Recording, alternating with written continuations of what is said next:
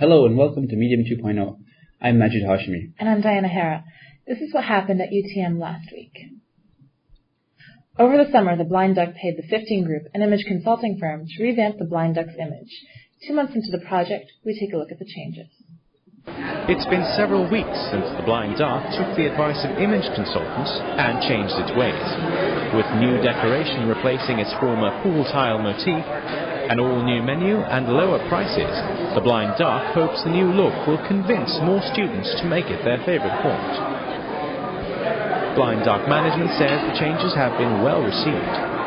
The first couple of weeks were tough because we were just ironing out our glitches and training staff, but after that it's been smooth sailing. Shane Madani became manager over the summer, replacing the previous team of Maxine and Chris Dawkins.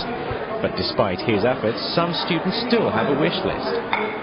The image right now is a bit boring. I would like to see it upgrade a bit on the image so that more people would come in. I'd love to see them bring back the breakfast. They had it the last 2 years that I've been here, and it's something I actually miss. It's something that they did very well. I miss how they used to open at 9 o'clock in the morning, so it was a good place for us to come and grab a coffee and do the crosswords before going to class. Madani says he is open to suggestions. Basically, this place is owned by the students. They request it. If it's feasible, we'll do it for them, no problem. Image consultants will continue to advise the Blind Duck throughout the year. Daniel Martins, Medium 2.0.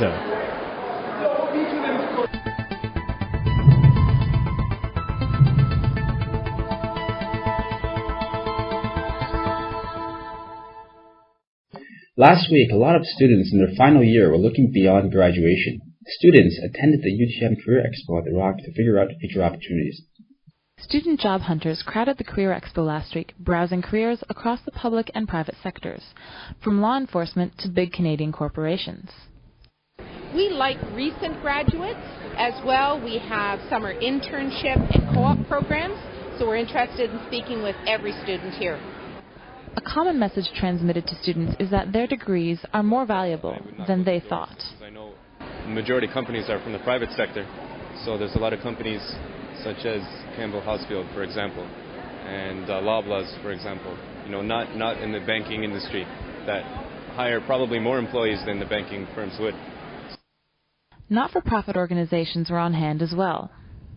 All of the different departments are marketing, finance, accounting, IT, a lot of the same ones you'll find in any organization. So a lot of the graduates who are studying in accounting and finance in terms of business development would be suitable for the company. The UTM Career Center offers a wide variety of services to career-minded individuals. Most would be surprised to learn that it's not just for upper-year students. It's not just for graduating students. So students who are in first and second year, we really encourage to go out to, one, it's great practice, networking with employers, talking to employers about the types of opportunities, and just getting that practice, feeling comfortable talking to an employer. For Medium 2.0, this is Diana Hara.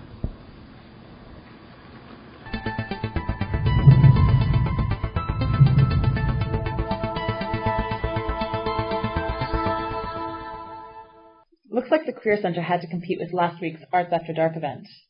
That's right, Diana. Everything from theatre Arundel plays such as David Copperfield to After Dark readings to screenings of foreign films.